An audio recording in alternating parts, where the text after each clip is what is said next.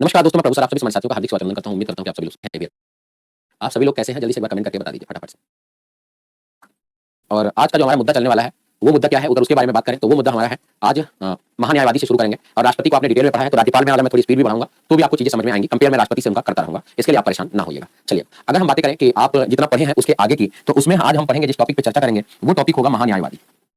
वो टॉपिक क्या होगा? महान्याय, महान्यायवादी वो टॉपिक हो जाता है। महान्यायवादी, महान्यायवादी को आप अटॉर्नी जनरल ऑफ इंडिया यानी एजी बोलते हैं। क्या बोलेंगे? अटॉर्नी जनरल ऑफ इंडिया बोलते हैं महान्यायवादी को। अच्छा, एक बात बताइए, अगर विधि के मामले में आपको कोई सहायता चाहिए तो आपको किसके पास जाना होगा? कानूनी मामले में सलाह और सहायता लेनी हुई तो आप किसके पास जाएंगे? जल्दी से कमेंट करके बताइएगा। अगर आपको कानूनी मामले में सलाह और सहायता चाहिए तो आप किसके पास जाएंगे? जल्दी से कमेंट करके बता दीजिए फटाफट से। तो आपको कानूनी मामले में सहायता चाहिए तो बिल्कुल शुभम भैया वकील के पास जाएंगे, वकील के पास जाएंगे। चलिए, कोई बच्चा कह रहा नोट्स नहीं मिला, कहाँ पे नोट्स नहीं मिला भाई? तो यहाँ पे आप अगर लिखेंगे तो अनुच्छेद 76 की बात करेंगे। किसकी भैया? अनुच्छेद 76 की बात करेंगे। तो यहाँ पे लिखेंगे संघ को विधिक मामले में, विधिक मामले में सलाह एवं सहायता, सलाह एवं सहायता देने के लिए, सलाह एवं सहायता देने के लिए संघ का एक मंत्री परिषद होगा। संघ को विधिक मामले में सलाह और सहायता देने के लिए, अरे बाबा, संघ को विधिक मामले में सलाह देने के लिए एक महान्यायवादी होगा, एक महान्यायवादी होगा, एक महान्यायवादी होगा। ठीक है भैया? तो संघ को विधिक मामले में सलाह और सहायता देने के लिए क्या बन गया भाई? अटॉर्नी जनरल ऑफ इंडिया बन गया, यानी एक महान्यायवादी हो गया। अब यहाँ पे यदि हम कहें कि यह भारत का प्रथम विधिक अधिकारी होगा, यह भारत का प्रथम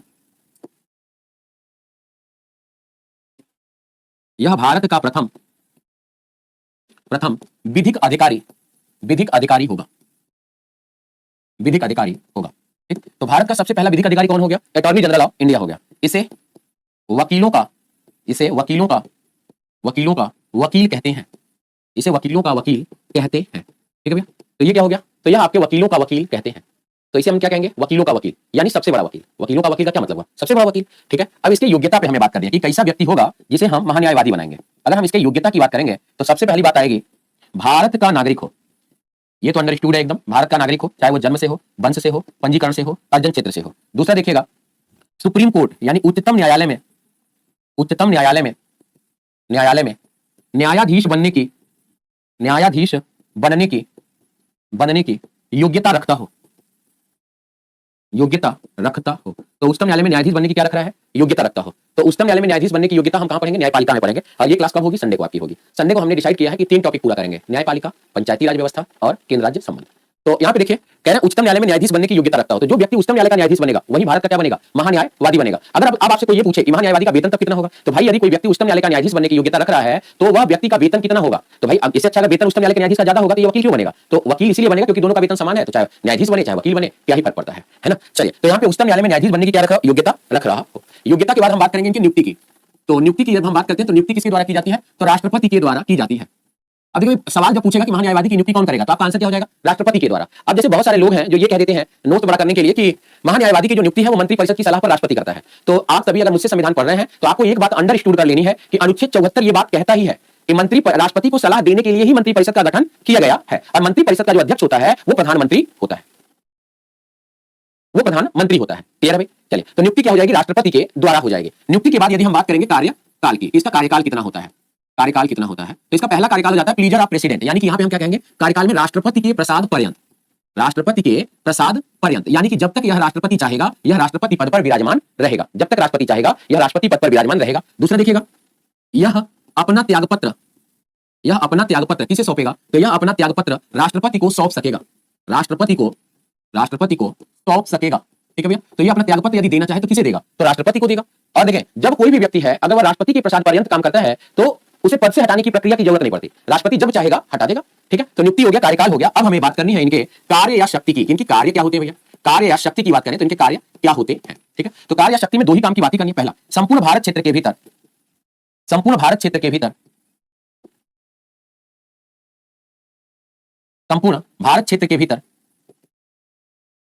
सरकार के पक्ष से, किसके पक्ष से भैया? सरकार के पक्ष से किसी भी न्यायालय में बहस करने का वकील का काम ही क्या होता है? बहस करना, बहस करने का अधिकार रखता है,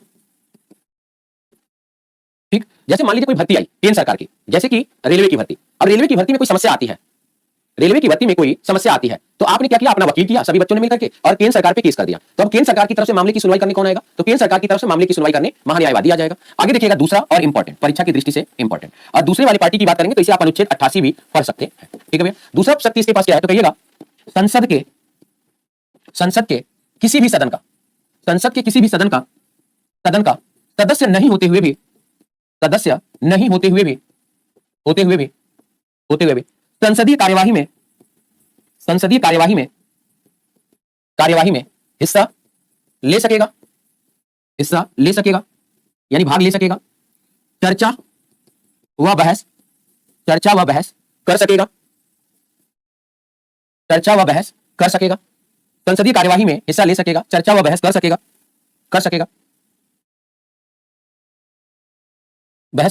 लेकिन विधेयक पर मतदान का अधिकार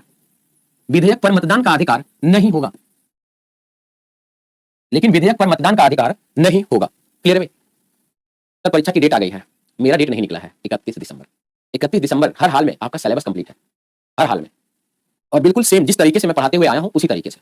ठीक है भैया, तो मैंने कहा है कि आपको 31 दिसंबर तक पेशेंस बना के रखना है, डेट तो पहले भी आपको पता थी 10 जनवरी। चलिए भैया इतना छाप लिया। अब देखिए भाई, संसद, आप प्रश्न यहां से क्या बनता है कि ऐसा कौन सा पदाधिकारी है जो संसद के किसी भी सदन का सदस्य नहीं होते हुए भी सदन की कार्यवाही में भाग लेता है और चर्चा बहस भी करता है, वो महान्यायवादी है। ठीक है, लेकिन जब विधेयक पे मतदान की बारी आती है, यानी कोई प्रस्ताव, कोई विधेयक आता है, तो उस पर संसद के सदस्य ही मतदान करेंगे, ये मतदान नहीं करेंगे। ठीक है भैया, चलिएगा आगे की बात करते हैं। अब यहां पे देखिए, भारत के प्रथम महान्यायवादी एमसी शीतलवा, कोई वार भी बोलता है, कोई रणवा भी बोलता है। ठीक है, 1955 में पहली बार इन्हें बनाया गया। तो 1955 में, अगर हम यहीं पर वर्तमान की बात करें कि वर्तमान में कौन है, तो वर्तमान महान्यायवादी का नाम है वी.आर. रमणी। वर्तमान में कौन है, तो वी रमणी है वर्तमान के। ठीक है भैया, चलिएगा अब हमें एक बात और जाननी है। ठीक है भैया, बस एक बात, क्या महान्यायवादी की सलाह के लिए, महान्यायवादी के मदद के लिए दो महान्याय भी करता, इन्हें हम क्या बोलते हैं, solicitor general of India, solicitor general of India की नियुक्ति,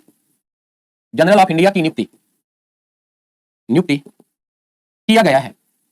ये एक बार बीपीएससी में सवाल पूछ लिया था कि महान्यायाधिकर्ता का काम क्या होता है, लोग पागल हो गए थे।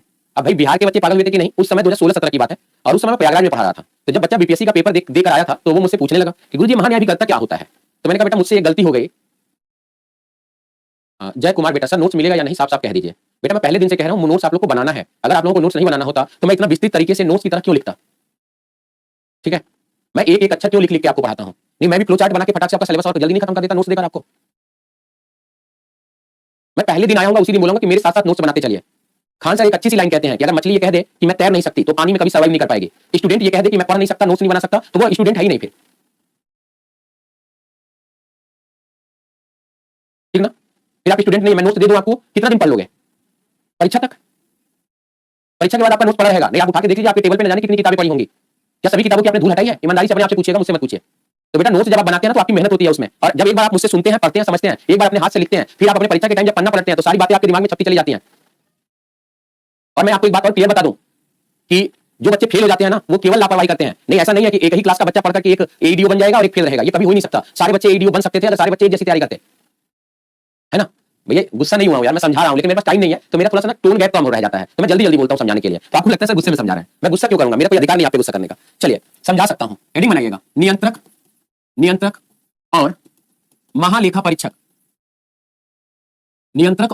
परीक्षक, इसे हम क्या बोलते हैं, controller and auditor general of India, यानी इसे हम क्या बोलेंगे, कैग बोलेंगे। और कैग को हम कितना पढ़ेंगे, तो हम पढ़ेंगे अनुच्छेद 148 से लेकर 151 तक, अनुच्छेद 148 से लेकर 151 तक पढ़ेंगे। ठीक है ना, चलिए तो ये हो गया आपका कैग। ठीक है, नियंत्रक और महालेखा परीक्षक के बारे में बात करेंगे। सबसे पहले एक चीज यही पे जान लीजिए कि और शब्द कब लगा, और लगने से क्या हो गया, नियंत्रक अलग और महालेखा परीक्षक अलग हो गया। तो ये और शब्द का मतलब हुआ कि 1976 में हमने नियंत्रक और महालेखा परीक्षक को क्या कर दिया, अलग अलग कर दिया। तो आप अपनी कॉपी में लिख सकते हैं कि 1976 में नियंत्रक परीक्षक अलग है, महालेखा परीक्षक अलग है, यानी कंट्रोलर अलग और ऑडिटर अलग है। एक बात हो गया भाई। चलिए इस पद का आरंभ भारत शासन अधिनियम शासन अधिनियम 1919 के तहत, भारत शासन अधिनियम 1919 के तहत किया गया था। अनुच्छेद 148 की बात करेंगे। संघ व राज्य के व्यय पर नियंत्रण लगाने के लिए या नियंत्रण करने के लिए संघ व राज्य के व्यय पर नियंत्रण करने के लिए एक नियंत्रक महालेखा परीक्षक होगा। तो देखिए भैया, ज्यादातर ना जो कंट्रोलर और ऑडिटर होते हैं उनका काम ना आय पे कोई भी अधिकार नहीं है। आय कहां से आया, कैसे आया, क्यों आया, उस पर कोई अधिकार इनका नहीं होता है। लेकिन इनका सबसे ज्यादा निगाह होता है कि खर्चा को मेंटेन करके रखें। जैसे हमने कोई क्या किया है कि भाई, चलिए कोई बच्चा कह रहा है कि मैं नोट्स भेज दूंगा सर का नहीं, करण सर का, तो बेटा आप उनको जल्दी भेज दीजिए ना, ताकि वो अपना प्रिंट करा करके मेरे साथ बैठकर उसे अंडरलाइन तो कर सके। तो आप उन्हें जल्दी से भेज दीजिए। देखिए भाई, मैं तो कहता हूं ना कि दुनिया में किसी का भी आपका नोट्स हो, मुझे कोई एतराज नहीं है, बस आपके पास एक नोट्स होना चाहिए। अगर कोई मैं चीज ज्यादा पढ़ा रहा हूं तो आप उसे लिख लीजिएगा, अगर कोई चीज कम रह जाएगी तो आप मुझसे बोल दीजिएगा गुरुजी क्या होता है, तो मैं मुंह से बता के आगे बढ़ जाऊंगा, है ना। चलो भैया, यार ये कोई बताने वाली बात नहीं है कि मैं इन सर का भेज दूं, उन सर का भेज दूं, आप किसी का भी भेज दीजिए, कोई फर्क नहीं पड़ता। बहुत जमीनी आदमी हूं मैं, है ना। आपने पहले दिन दूसरे दिन की बात तो आपने सुनी होगी कि हम आपसे पढ़ेंगे ही नहीं। हमने तो आपके नाम पे एडमिशन ही नहीं लिया, हम तो करण सर के नाम पे एडमिशन लिए थे, है ना। तो अगर ईगो वाला आदमी होता तो मैं मैनेजमेंट से खुद ही कह देता कि जब करण सर के नाम पे लिया तो मैं इनको क्यों पढ़ाऊंगा, नहीं पढ़ाऊंगा, है ना। लेकिन फिर भी मैं आपकी क्लास में बेशर्मों की तरह आता रहा और आपको पढ़ाता रहा, है ना।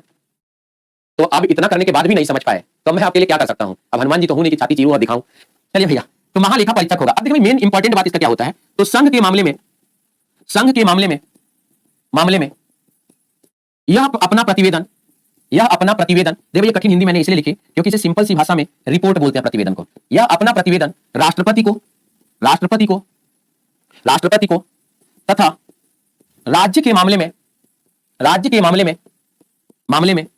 यह अपना प्रतिवेदन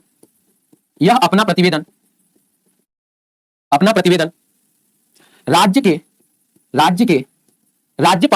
के संबंधित राज्यपाल को सौंपेगा। मान लीजिए कि कैग ने किसी योजना के खर्च को करने का रिपोर्ट तैयार किया है, तो अगर संघ का मामला होगा तो उस रिपोर्ट को यह राष्ट्रपति को दे देगा, और अगर राज्य का मामला होगा तो उस राज्य के संबंधित राज्यपाल को देगा, क्योंकि राज्य तो 28 है, तो वो बिहार राज्य के राज्यपाल को मामला सौंपेगा अगर बिहार का मामला होगा तो, अगर उत्तर प्रदेश का मामला होगा तो उत्तर प्रदेश को सौंपेगा। क्लियर है भैया। सरकार के खर्चे का ये पूरा पोस्टमार्टम पूरा ब्यौरा रखते हैं। अभी लास्ट में भी एक बात आती है इंपॉर्टेंट, उस पर भी बात करेंगे। अब देखिए इनकी योग्यता की हम बात नहीं करते क्योंकि आप ही की तरह टैलेंटेड लोग होते हैं, है ना। इनके हम योग्यता की बात नहीं करते, क्यों? क्योंकि आप ही की तरह टैलेंटेड लोग होते हैं कि भाई आप अपनी योग्यता सिद्ध किए, परीक्षा पास किए, तब गए। तो वैसे ये इकोनॉमिस्ट लोग होते हैं, यानी कि इकोनॉमिक के जानकार लोग, सांख्यिकी के जानकार लोग ही कैग में बैठते हैं, तो ये पढ़े लिखे लोगों की फौज हो जाती है। ठीक है, चलिए अब यहाँ पे देखिएगा, तब हम बात करेंगे, अब इसकी योग्यता की बात नहीं करेंगे क्योंकि पढ़े लिखे लोगों की फौज है, तो नियुक्ति की बात करते हैं, है ना। नियुक्ति की बात करते हैं तो नियुक्ति फिर से लिखेंगे राष्ट्रपति के द्वारा। नियुक्ति में फिर से लिखेंगे राष्ट्रपति के द्वारा नियुक्ति के बाद हम इनका जो इंपॉर्टेंट है, यहां से अक्सर सवाल आता है परीक्षा में, कार्यकाल से। इनका कार्यकाल कितना होता है, तो आप कहिएगा 6 वर्ष से 65 वर्ष की आयु तक, 65 वर्ष की आयु तक। ठीक है, 6 वर्ष से 65 वर्ष की आयु तक। तो अब जहां पर भी आपको ऐसा लिखा हुआ दिख जाए, जहां पर ऐसा लिखा हुआ दिख जाए आपको 6 वर्ष या 65 वर्ष की आयु की बात लिख जाए, ठीक, तो उसमें से कोई एक होगा, इसमें से कोई एक होगा जो कि बात करेगा इसकी कि भैया पहले 6 साल हो जाए काम करते हुए, चाहे इनकी उम्र 65 साल हो जाए, दोनों स्थिति में रिटायर है। तो 6 साल काम करते हो गया तो उम्र 65 साल हो या ना हो तब भी रिटायर है। अगर इनको 65 साल तक काम करते हो गया, चाहे उन्होंने 6 महीना काम किया, उम्र 65 की हो गई, तब भी रिटायर होना है। अब देखिए दूसरी बात भाई, इससे पहले राष्ट्रपति को त्याग पत्र देकर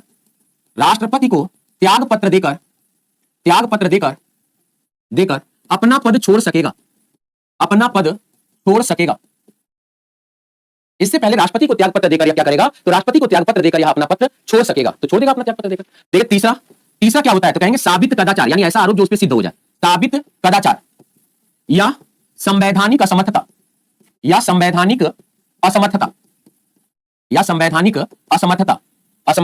के आधार पर संसद के दोनों सदनों के द्वारा 2/3 बहुमत से पारित प्रस्ताव पर राष्ट्रपति पद से हटा सकेगा। इसे हटाने की प्रक्रिया क्या है, तो आप कोष्टक में लिख सकते हैं महाभियोग जैसी है। तो कहेंगे गुरुजी महाभियोग जैसी क्यों बोल रहे हैं, महाभियोगी बोल देते। तो देखिए भैया महाभियोग जब लगता है तो संसद के दोनों सदनों का 2/3 बहुमत तो आता है, लेकिन राष्ट्रपति उसमें नहीं होता।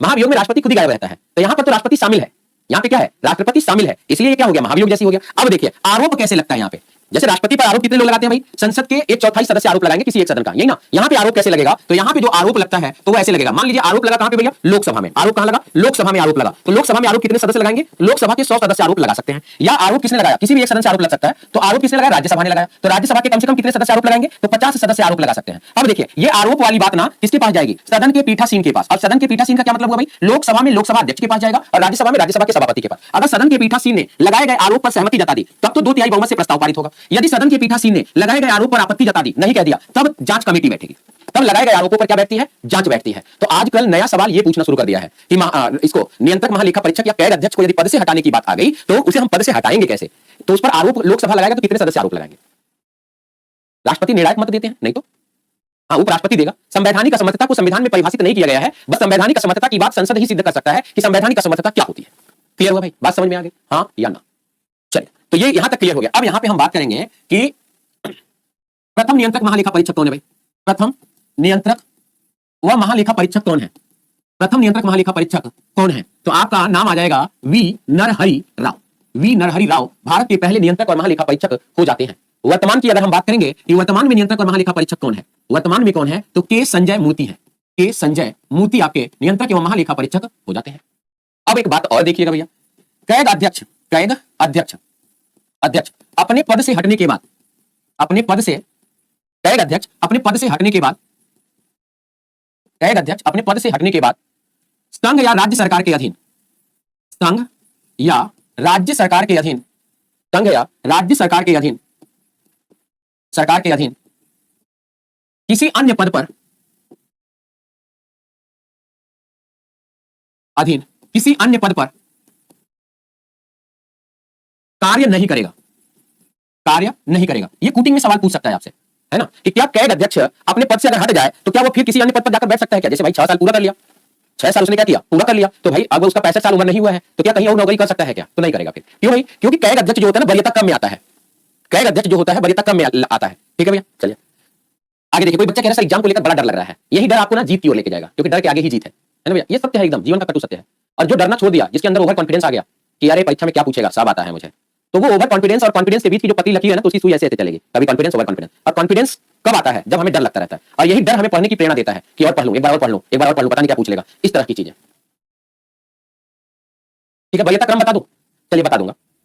चलो भैया यहां पे देखिएगा, नियंत्रक महालेखा परीक्षक, नियंत्रक महालेखा परीक्षक, महालेखा परीक्षक, नियंत्रक महालेखा परीक्षक, महालेखा परीक्षक कैग का सॉरी लोक लेखा समिति का, लोक लेखा समिति का, समिति का मित्र, मित्र या गार्जियन है, मित्र या गार्जियन, गार्जियन का मतलब अभिभावक, गार्जियन है। देखिए लोक लेखा समिति भी ना व्यय का रिपोर्ट संसद के पटल पर प्रस्तुत करती है, तो जब लोक लेखा समिति व्यय का रिपोर्ट संसद के पटल पर प्रस्तुत करती है तो उसकी मदद कौन करता है, तो नियंत्रक महालेखा परीक्षक। यानी जब लोक लेखा समिति संसद के पटल पर व्यय के आंकड़ों को प्रस्तुत कर रही होती है उस समय सदन में उपस्थित कौन रहता है, तो कैग उपस्थित रहता है ना भैया।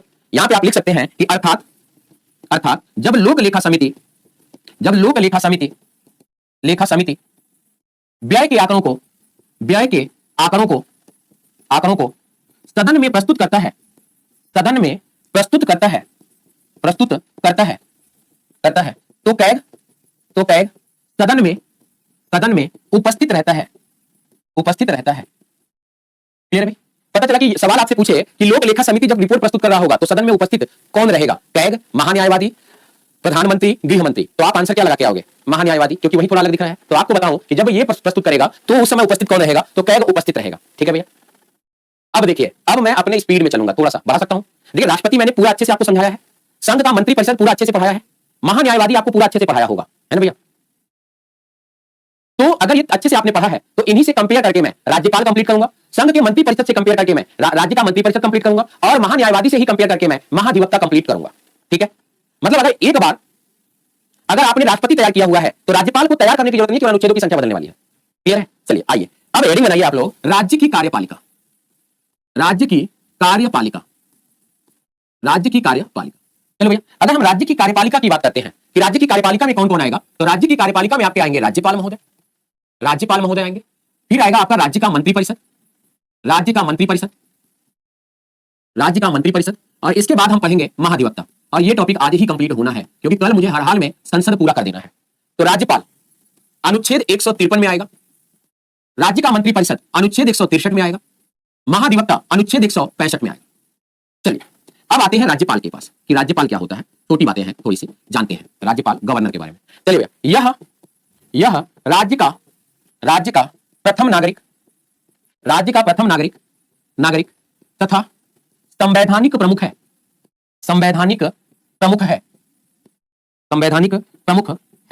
तो ये बात तो क्लियर है कि राज्य का संवैधानिक प्रमुख है। एक बात और मौके की जानिएगा, यह संवैधानिक प्रमुख के साथ साथ, यह संवैधानिक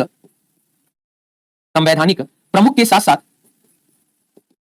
संवैधानिक प्रमुख के साथ साथ संघ का एजेंट भी है, संघ का एजेंट भी है ना भैया। देखिए ये राज्य की सारी सूचना फटाफट किसको बता देगा, संघ को बता देता है। यह राज्य की सारी सूचना फटाफट किसको पहुंचाता है, केंद्र सरकार को पहुंचा देता है। ठीक है भैया, चलिए अब आते हैं आगे। हेडिंग बनाइए अनुच्छेद 153। अनुच्छेद 153 कहता है प्रत्येक राज्य का एक राज्यपाल होगा, सेम राष्ट्रपति की तरह है, कुछ भी अंतर नहीं है। अब जो अंतर करने लगा तो अंतर रहेगा, अब राष्ट्रपति की जगह राष्ट्रपति और राज्यपाल की जगह राज्यपाल ही रहेगा, लेकिन बातें सेम है। जिस तरह आपने अनुच्छेद 52 में आपने पढ़ा कि प्रत्येक भारत का एक राष्ट्रपति होगा, वैसे ही कहा गया कि राज्य का एक राज्यपाल होगा। अब इसकी थोड़ी विशेषता भी जान लीजिए। क्या आवश्यकता पड़ने पर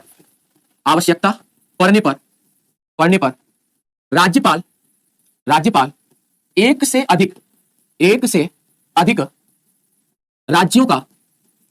अधिक राज्यों का देख रेख कर सकेगा। ये मैंने कुछ नहीं कहा है कि ऐसा प्रभु सर कह रहे हैं, ऐसा हुआ था 7वां संविधान संशोधन अधिनियम 1956 के द्वारा। क्लियर भाई? तो जब 7वां संविधान संशोधन 1956 के द्वारा राज्य पुनर्गठन आयोग की व्यवस्था की जा रही थी, तब ये बात कही गई कि आप जब जरूरत पड़ेगी तो राज्यपाल जो है पड़ोसी राज्य का भी देखरेख करेगा। जैसे मान लीजिए झारखंड का राज्यपाल अभी त्याग पत्र दे रहे हैं, तो बिहार के राज्यपाल झारखंड की भी देखरेख कर सकते हैं, या छत्तीसगढ़ के राज्यपाल झारखंड की देखरेख कर सकते हैं। तो कहेंगे गुरुजी जब दो राज्य का देखरेख करेगा तो इसका वेतन कैसा होगा, उस पर बात करते हैं। तो यहां पर बात करेंगे जब राज्यपाल दो राज्यों की देखरेख करेगा, दो राज्यों की देखरेख करेगा तो उनके वेतन भत्ते का निर्धारण राष्ट्रपति द्वारा किया जाएगा। ठीक है भैया, नोट करके एक बात लिखिएगा, राज्यपाल को वेतन राज्य के राजकोष या समेकित निधि से दिया जाता है। राज्यपाल को वेतन राज्य के राजकोष या समेकित निधि से दिया जाता है तथा इसका पेंशन संघ के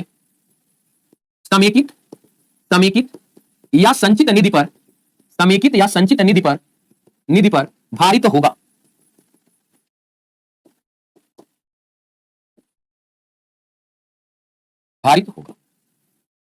ठीक है भाई, समेकित का मतलब है जहां पे सरकार का पैसा रखा जाता है, उसे आप संचित निधि या समेकित निधि कुछ भी बोल सकते हैं।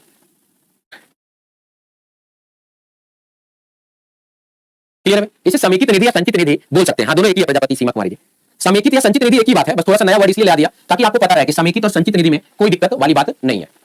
ठीक है, समेकित या संचित निधि। अब कहेंगे समेकित या संचित निधि क्या होता है, तो धन विधेयक पढ़ाते हुए जरूर बताऊंगा कि समेकित निधि या संचित निधि क्या होता है, या अनुच्छेद 266 पढ़ाते हुए भी संचित निधि का मैं जिक्र करूंगा, जहां पर भारत का जितना भी कर का पैसा है जमा होता है, भारत ने विदेश से कोई कर्ज लिया तो जमा होता है, भारत ने अगर कोई विदेश को कर्ज देकर ब्याज लिया है तो भी जमा होता है, इस तरह की चीजें। चलिए आगे आते हैं। अब हमें बात करनी है राज्यपाल की योग्यता की। तो राज्यपाल का योग्यता कौन से में आएगा, नहीं, उससे पहले हमें बात करनी है अनुच्छेद 164 की बात करनी है। देखो जैसे आपने अनुच्छेद 53 में राष्ट्रपति के बारे में पढ़ा था, वैसे ही जस्ट अगले अनुच्छेद में आप राज्यपाल के बारे में पढ़ेंगे। तो यहाँ पे आप हेडिंग लिख सकते हैं राज्यपाल की शक्ति।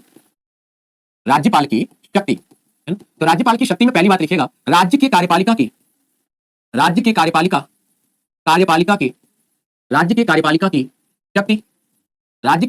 शक्ति राज्यपाल में निहित होगा। राज्य की कार्यपालिका की शक्ति किसमें निहित होती है, तो राज्य की कार्यपालिका की शक्ति राज्यपाल में निहित होती है। ठीक है भाई, अब बाकी तीनों सेनाओं का सर्वोच्च सेनापति तो होता नहीं है। तो अब हेडिंग बनाइएगा अनुच्छेद 157। अनुच्छेद 157 की जब हम बात करेंगे तो इसमें हम बात करेंगे राज्यपाल की योग्यता सेम राष्ट्रपति की तरह है। राज्यपाल की योग्यता की बात करेंगे और राज्यपाल की योग्यता सेम राष्ट्रपति की तरह आती है। देखिए कैसे, तो पहला आएगा भारत का नागरिक हो, मैच कराते रहिएगा भाई, राष्ट्रपति से कंपेयर करते रहिएगा, भारत का नागरिक हो। दूसरा न्यूनतम 35 वर्ष की आयु 35 वर्ष की आयु पूर्ण हो, आयु पूर्ण हो। तीसरा, लाभ के पद पर नहीं हो, लाभ के पद पर, लाभ के पद पर नहीं हो। चौथा, लोकसभा में, चौथा, विधानसभा में, विधानसभा में सदस्य बनने की, सदस्य बनने की योग्यता रखता हो, सदस्य बनने की योग्यता रखता हो। तो विधानसभा में सदस्य बनने की क्या रखता हो भाई? योग्यता रखता हो। क्लियर है भाई? तो देखिए बस अंतर कहां पे आया, अनुच्छेद 157 हो गया, बाकी जहां पे लोकसभा आपने पढ़ा था यहां पे आपने क्या पढ़ लिया? विधानसभा पढ़ लिया, यानी इतना अंतर आया है। क्लियर है? तो 157 में क्या हो गया? राज्यपाल की योग्यता की बात हमने कर ली। अब हेडिंग बनाइएगा अनुच्छेद, कुछ गलत हो गया क्या यार कहीं पे? अच्छा यहां पे अनुच्छेद 154, सॉरी अनुच्छेद 154। अब हेडिंग बनाइएगा अनुच्छेद 155, अनुच्छेद 155, और अनुच्छेद 155 में लिखेगा राज्यपाल की नियुक्ति, राज्यपाल की नियुक्ति, नियुक्ति राज्यपाल की यदि हम नियुक्ति की बात करें तो नियुक्ति किसके द्वारा की जाएगी? तो नियुक्ति हमेशा की जाती है राष्ट्रपति के द्वारा, राष्ट्रपति के द्वारा। हालांकि राज्यपाल की नियुक्ति ना केंद्र राज्य संबंध का बहुत बड़ा मुद्दा है ना। बहुत सारे आयोगों ने राज्यपाल की नियुक्ति पर बहुत सारी सिफारिशें की। कुछ आयोगों ने तो यह भी सिफारिश करी थी कि राज्यपाल की भी निर्वाचन राष्ट्रपति की तर्ज पे होना चाहिए। कुछ आयोगों ने तो यह सिफारिश कर दिया कि भाई राज्यपाल तो मुख्यमंत्री की सलाह से रखा जाना चाहिए। कुछ आयोगों ने तो यह भी कह दिया कि राज्यपाल राजनीतिक होना ही नहीं चाहिए, किसी भी पॉलिटिकल पार्टी से उसका संबंध नहीं होना चाहिए। लेकिन ऐसा कुछ भी आपको देखने को नहीं मिलेगा, सारे के सारे राज्यपाल किसी न किसी पॉलिटिकल पार्टी से आपको कनेक्टेड दिखाई देते हैं। क्लियर है भाई? चलिए, राज्यपाल की नियुक्ति राष्ट्रपति के द्वारा की जाएगी, वो भी किसके? प्रधानमंत्री की सलाह पर कही जाएगी, प्रधानमंत्री के सलाह पर किया जाएगा। चलिए भैया, अब हेडिंग बनाएंगे अनुच्छेद 55 पढ़ लिया, 157 भी पढ़ लिया। हेडिंग बनाइए अनुच्छेद 156। अनुच्छेद 156 में क्या आएगा? तो राज्यपाल का कार्यकाल आएगा, राज्यपाल का कार्यकाल। आइए भैया राज्यपाल के कार्यकाल पर चर्चा करते हैं। तो अगर हम राज्यपाल के कार्यकाल पर चर्चा करें तो यहां पे हम पहले पॉइंट पे बात करेंगे कि राज्यपाल का कार्यकाल कितना होगा। तो कहिएगा राष्ट्रपति के प्रसाद पर्यंत, प्लीजर ऑफ द प्रेसिडेंट, राष्ट्रपति के प्रसाद पर्यंत, है ना। यानी कि राष्ट्रपति जब तक चाहेगा यह अपने पद पर बना रहेगा। कितना? राष्ट्रपति के प्रसाद पर्यंत। तीसरा देखिएगा, राष्ट्रपति के प्रसाद पर्यंत के बाद दूसरे पॉइंट पे आइएगा तो दूसरा क्या है? तो सामान्यतः, सामान्यतः 5 वर्ष तक। इसकी सिफारिश पर इसे 5 वर्ष तक माना गया था। तो पुंछी आयोग की सिफारिश पर इसे कितने साल का माना गया था? तो 5 साल का इसका कार्यकाल माना गया था। इसके बाद आते हैं तीसरा, सामान्यतः 5 वर्ष तक। इससे पहले, इससे पहले राष्ट्रपति को, राष्ट्रपति को त्याग पत्र देकर, त्याग पत्र देकर, देकर इससे पहले राष्ट्रपति को त्याग पत्र देकर अपना पद, अपना पद छोड़ सकेगा। इससे पहले राष्ट्रपति को त्याग पत्र देकर अपना पद छोड़ सकेगा। तो त्याग पत्र किसे सौंपेगा? राष्ट्रपति को सौंपेगा। अब एक पॉइंट और, यही सवाल में पूछ रहा है आजकल, ठीक है। तो राज्यपाल को, राज्यपाल को पद से हटाने की प्रक्रिया, राज्यपाल को पद से हटाने की प्रक्रिया संविधान में निहित नहीं है। हालांकि बहुत सारे समितियों ने मांग करी थी कि राज्यपाल को पद से हटाने की प्रक्रिया भी होनी चाहिए। भाई अगर विधानसभा इनसे संतुष्ट नहीं है तो इनको पद से हटाइए। तो जैसे राज्यपाल को महाभियोग लगा के हटाते हैं वैसे ही राज्यपाल को भी हटाने की बात करना चाहिए। लेकिन ये हटते ही नहीं है, इनको तो राष्ट्रपति जब चाहेगा तब हटाएगा। क्लियर है? तो राष्ट्रपति के प्रसाद पर्यंत, और त्यागपत्र किसे देगा? तो राष्ट्रपति को देगा। और इनको पद से हटाने की प्रक्रिया जो है वो संविधान में दिया ही नहीं गया है ना। चलिए, तो राज्यपाल का कार्यकाल हो गया। हेडिंग बनाइएगा अनुच्छेद 158, अनुच्छेद 158 राज्यपाल के पद के दौरान शर्तें, राज्यपाल के पद के दौरान, पद के दौरान शर्त। तो अगर हम यहां पर राज्यपाल के पद के दौरान शर्त की बात करें तो दो ही बातें करेंगे। पहला, कार्यकाल के दौरान, कार्यकाल के दौरान वेतन भत्ते में, वेतन भत्ते में कोई कटौती नहीं किया जाएगा, कोई कटौती नहीं किया जाएगा, नहीं किया जाएगा। तो वेतन भत्ते में इनके कोई कटौती नहीं किया जाएगा। दूसरा देखिएगा, यदि राज्यपाल बनने से पहले, राज्यपाल बनने से पहले, पहले वह किसी अन्य पद पर है, राष्ट्रपति उपराष्ट्रपति नहीं, ऊंचे पद पे नहीं, किसी अन्य पद पर है। अगर ऊंचे पद पर रहेगा तो राज्यपाल ही क्यों बनेगा? किसी अन्य पद पर है तो राज्यपाल बनते ही, तो राज्यपाल बनते ही पूर्व वाला पद, पूर्व वाला पद खाली हो जाएगा, पूर्व वाला पद खाली हो जाएगा। तो राज्यपाल बनते ही पूर्व वाला पद खाली हो जाएगा। क्लियर है भाई?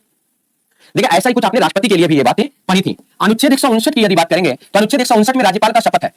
अनुच्छेद 159 में राज्यपाल का क्या है? शपथ है। राज्यपाल को शपथ कौन दिलाएगा भाई? राज्यपाल को शपथ कौन दिलाएगा? जल्दी से कमेंट करके बताइएगा। चलिए, इनको शपथ, इनको शपथ, शपथ राज्य के उच्च न्यायालय के, राज्य के उच्च न्यायालय के, न्यायालय के मुख्य न्यायाधीश के द्वारा दिलाया जाएगा। कौन से राज्य के उच्च न्यायालय के भाई? जिस राज्य में इनकी नियुक्ति होगी, मुख्य न्यायाधीश के द्वारा, न्यायाधीश के द्वारा दिलाया जाएगा। तो इनको शपथ राज्य के उच्च न्यायालय के मुख्य न्यायाधीश के द्वारा दिलाया जाएगा। क्लियर भाई? चलिए आगे आते हैं, हेडिंग बनाते हैं अब राज्यपाल के बारे में। तो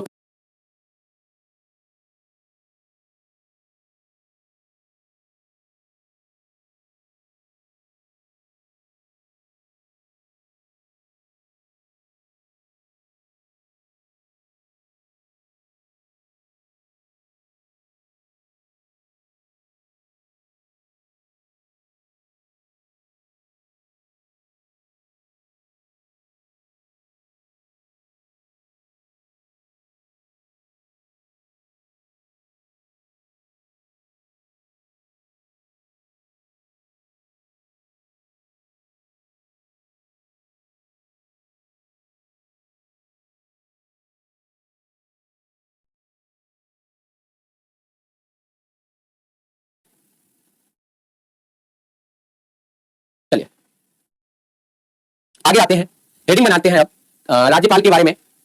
तो कार्य या शक्ति की हेडिंग बनाइए इनके, कार्य या शक्ति की हेडिंग बनाइएगा, कार्य या शक्ति की। तो इनके कार्य या शक्ति में पहला लिखिएगा विधायी शक्ति, विधायी शक्ति।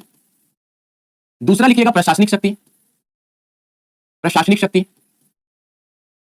तीसरा लिखिएगा विधायी शक्ति, विधायी शक्ति, विधायी शक्ति। अरे बाबा क्या कर रहे हैं, यहां पे तीसरा लिखिएगा न्यायिक शक्ति, न्यायिक शक्ति। तो विधायी शक्ति, प्रशासनिक शक्ति और न्यायिक शक्ति। आगे देखिएगा, पहला हेडिंग बनाइएगा विधायी शक्ति, विधायी शक्ति।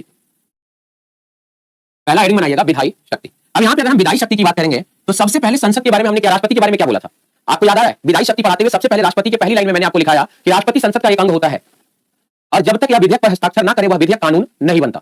ठीक है भैया? तो यहां पे लिखिएगा राज्यपाल, विधानमंडल के, राज्यपाल, राज्यपाल विधानमंडल का, विधानमंडल का एक अंग होगा। राज्यपाल विधानमंडल का एक अंग होगा, अंग होगा जिसके हस्ताक्षर के बिना, जिसके हस्ताक्षर के बिना, हस्ताक्षर के बिना कोई भी विधेयक, कोई भी विधेयक, कोई भी विधेयक कानून नहीं बन सकता, कोई भी विधेयक कानून नहीं बन सकता। ठीक है भैया?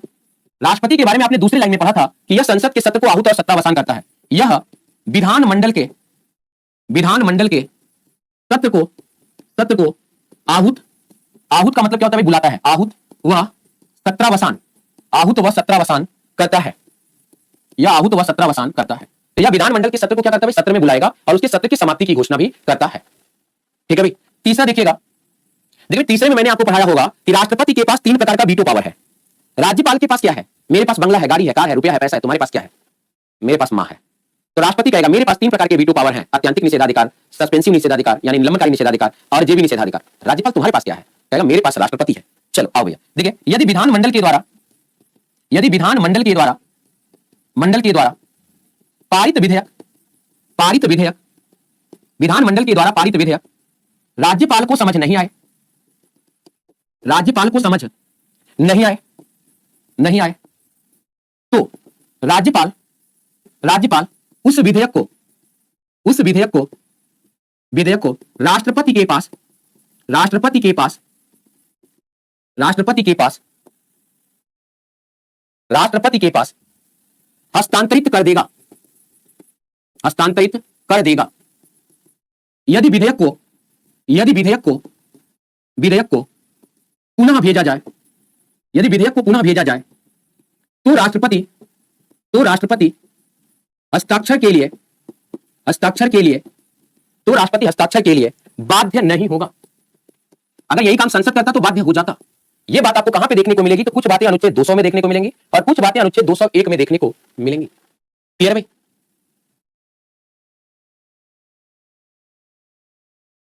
क्लियर भाई? तो यदि विधानमंडल के द्वारा कोई पारित विधेयक राज्यपाल के पास जाए और राज्यपाल को वह विधेयक समझ नहीं आए, राज्यपाल को वह विधेयक समझ नहीं आए, तो राज्यपाल उस विधेयक को क्या करेगा? राष्ट्रपति के पास भेज देगा और राष्ट्रपति उस विधेयक पर हस्ताक्षर करने के लिए बाध्य नहीं होता है ना? चलिए आगे आइएगा। तो पहला, दूसरा, तीसरा हो गया। अब आते हैं हमें आना कहां है? चौथे पॉइंट पे। और चौथा पॉइंट क्या है? राज्यपाल का अध्यादेश, राज्यपाल का अध्यादेश। आपको पता है विधानमंडल का सबसे प्रमुख सदन कौन सा है? विधानसभा। अध्यादेश अनुच्छेद क्या आएगा? 213। अनुच्छेद क्या आएगा? 213। यहां पे देखिएगा राज्यपाल का अध्यादेश जब हम पढ़ेंगे तो इसके बारे में यदि हम बात करें तो यहां पे हम कहेंगे जब विधानसभा, जब विधानसभा विधानसभा सत्र में नहीं हो, सत्र में नहीं हो, तो विधानसभा के सभा के विधि बनाने के, विधानसभा के विधि बनाने के शक्ति के बराबर, विधि बनाने की शक्ति के बराबर, जब विधानसभा सत्र में नहीं हो तो विधानसभा के विधि बनाने की शक्ति के बराबर राज्यपाल एक अस्थायी कानून जारी कर सकेगा, जिसे राज्यपाल का अध्यादेश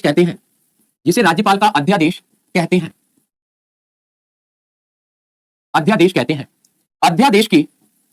अध्यादेश की अधिकतम अवधि 6 माह प्लस 6 सप्ताह बराबर 7.5 माह होगा, 7.5 माह होगा। सदन के सत्र में आते ही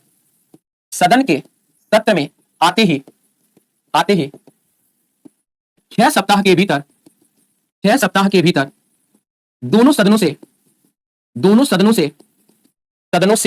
अनुमोदन प्राप्त करना अनिवार्य,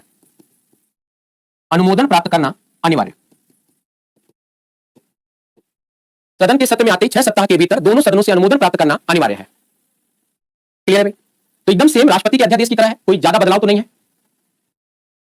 चलिएगा, अध्यादेश के बाद अब हमें बात करनी है किस पे भाई? तो अब हमें दूसरी शक्ति प्रशासनिक कार्य पे बात करनी है, राज्यपाल के प्रशासनिक कार्य पर बात करनी है, प्रशासनिक कार्य पर। ठीक है भैया? तो अगर हम राज्यपाल के प्रशासनिक कार्य पर बात करें तो यहाँ पे हम कहेंगे, पहली बात याद करिएगा, जब राष्ट्रपति का आपने प्रशासनिक कार्य पढ़ा था तो आपने कहा था कि भैया संघ के कार्यपालिका की समस्त कार्यवाही राष्ट्रपति के नाम पर की जाएगी, यही कहा था। यहाँ पे कहिएगा राज्य के कार्यपालिका की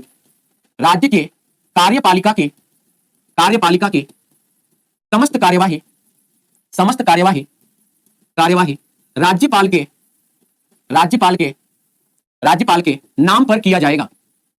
नाम पर किया जाएगा, राज्य के कार्यपालिका की समस्त कार्यवाही राज्यपाल के नाम पर किया जाएगा। ये बात कहां पे आता है भैया?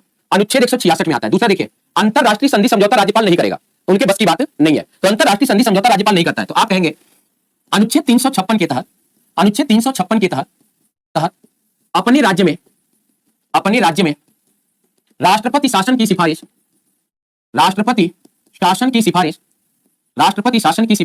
कर सकेगा, ठीक। तो अपने राज्य में राष्ट्रपति शासन की मांग कर सकता है। तीसरा देखिएगा, जिस तरह राष्ट्रपति संघ के महत्वपूर्ण पदों पर नियुक्तियां करता था, वैसे ही राज्य के महत्वपूर्ण पदों जैसे महान्यायवादी,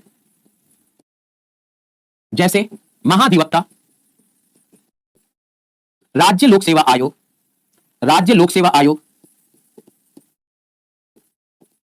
राज्य वित्त आयोग, राज्य निर्वाचन आयोग,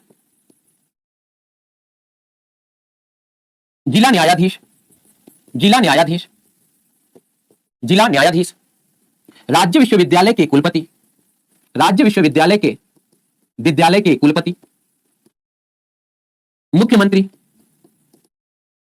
मुख्यमंत्री तथा मंत्री परिषद की नियुक्ति करता है, तथा मंत्री परिषद की नियुक्ति करता है। ये जिला न्यायाधीश अंडरलाइन ही रखिएगा भैया, क्योंकि ये अक्सर परीक्षा में सवाल पूछता है कि जिला न्यायाधीश की नियुक्ति कौन करता है।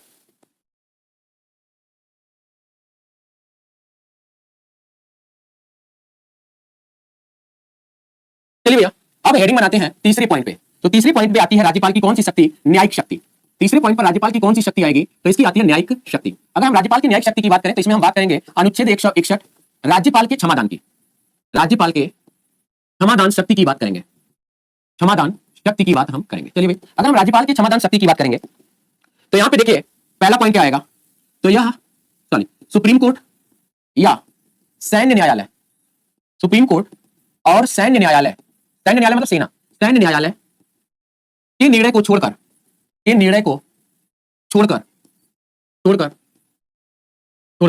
राज्यपाल दंड को क्षमा, परिहार, लघुकरण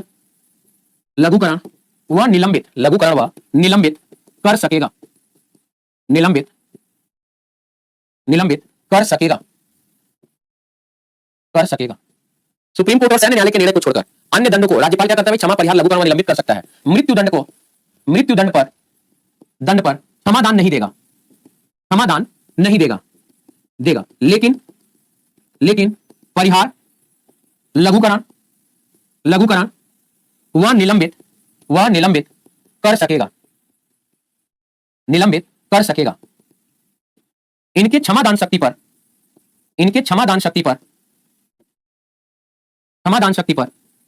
न्यायिक जांच राज्यपाल करेगा। इनके क्षमादान शक्ति की न्यायिक जांच कौन करेगा? तो इनके क्षमादान शक्ति की न्यायिक जांच राज्यपाल करेगा। क्लियर है भाई?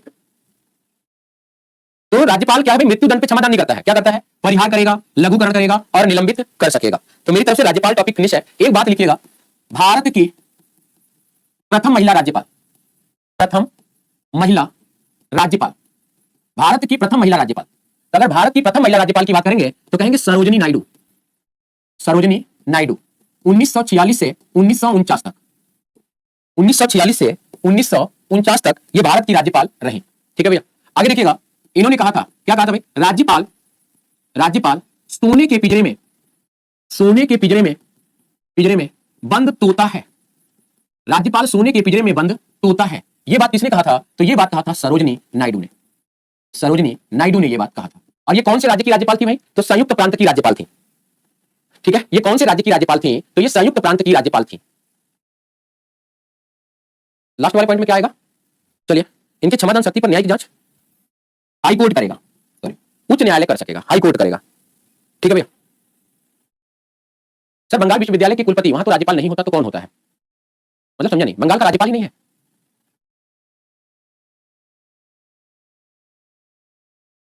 चलो भैया, हो गया। चलेगा, अब आते हैं आगे। हेडिंग बनाइएगा, राज्य का मंत्री परिषद। हेडिंग बनाइएगा, राज्य का मंत्री परिषद। संघ के मंत्री परिषद से कंपेयर करेंगे। हेडिंग बनाइए यहाँ पे, अनुच्छेद 163। अनुच्छेद 163 कहता है राज्यपाल को, वहां पे क्या था? राष्ट्रपति, यहाँ पे क्या गया? राज्यपाल। राज्यपाल को सलाह एवं सहायता देने के लिए राज्यपाल को सलाह एवं सहायता देने के लिए राज्य का एक मंत्री परिषद होगा। ठीक है भैया? यहां पर देखिए, वहां पे मैंने आपको संशोधन लिखवाया था। यहां पे देखिए, राज्यपाल के पास स्वविवेकाधिकार की शक्ति होगी। विवेकाधिकार की शक्ति होगा। तो राज्यपाल अपने विवेक से काम करता है, वो किसी की सलाह पर ज्यादा ध्यान नहीं देता है। ठीक है? चलिएगा, अब हेडिंग बनाएंगे अनुच्छेद 164। अनुच्छेद 164 की बात करेंगे तो मंत्री परिषद का गठन या विस्तार की बात करेंगे। ये भी आपको सारी बातें पता है कि पहला लाइन में यहां पे प्रधानमंत्री की जगह पे क्या जाएगा? मुख्यमंत्री, और राष्ट्रपति की जगह राज्यपाल। तो यहां पे पहली बात लिखेगा, राज्य के मुख्यमंत्री की नियुक्ति राज्यपाल के द्वारा किया जाएगा। अब देखिए भाई, बाकी का वैसे ही अतिशंकु की घोषणा कैसे होती है, वो सारी चीजें वैसे ही चलती हैं। विधानसभा में बहुमत दल का नेता ही मुख्यमंत्री बनता है, जैसा कि अभी नीतीश जी बने हैं। आगे देखिएगा, अन्य मंत्रियों की नियुक्ति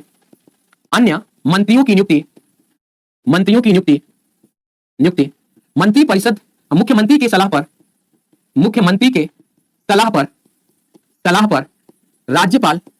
राज्यपाल कर सकेगा। अन्य मंत्रियों की नियुक्ति मुख्यमंत्री की सलाह पर कौन करेगा? राज्यपाल करेगा। आगे देखिएगा भाई, तीसरा, राज्य का मंत्री परिषद किसके प्रति उत्तरदायी होता है? राज्य का मंत्री परिषद विधानसभा के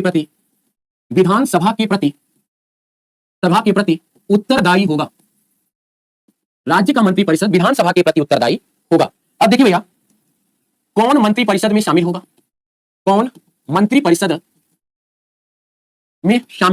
यह सवाल यदि पूछा जाए तो आप क्या जवाब देने वाले हैं? तो आपको उत्तर पता है। पहला उत्तर इसमें पहले पॉइंट में लिखिएगा कि मंत्री परिषद में शामिल होने वाला जो व्यक्ति होगा, विधानमंडल के दोनों सदनों में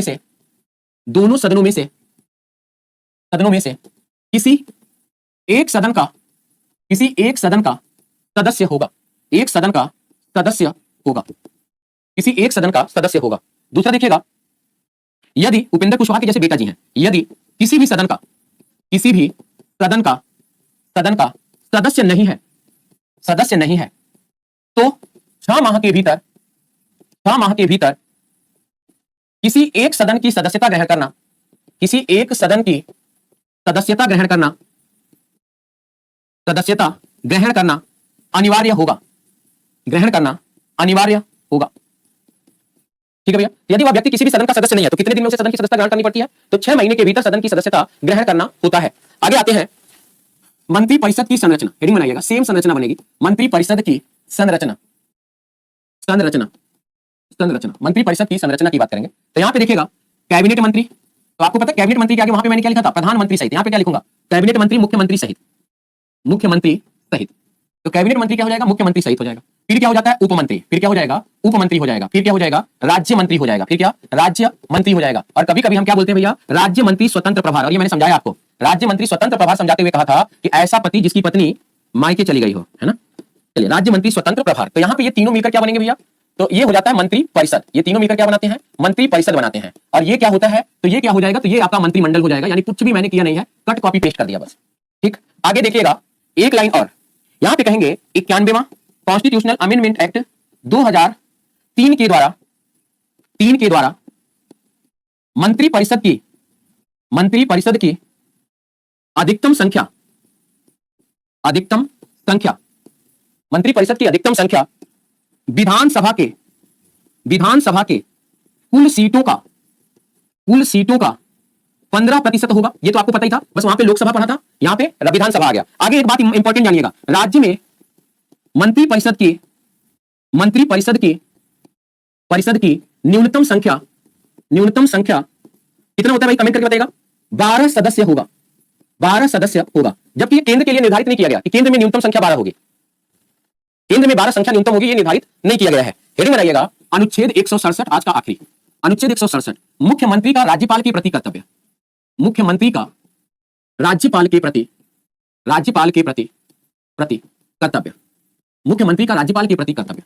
यहां पे यदि हम बात करें तो राज्य की कार्यपालिका, राज्य की कार्यपालिका, कार्यपालिका वह प्रशासनिक कार्य से संबंधित, वह प्रशासनिक कार्य से संबंधित, कार्य से संबंधित, प्रशासनिक कार्य से संबंधित समस्त कार्यवाही, समस्त कार्यवाही, कार्यवाही की सूचना, सूचना मुख्यमंत्री, मुख्यमंत्री राज्यपाल को, राज्यपाल को देंगे या देगा, राज्यपाल को देगा।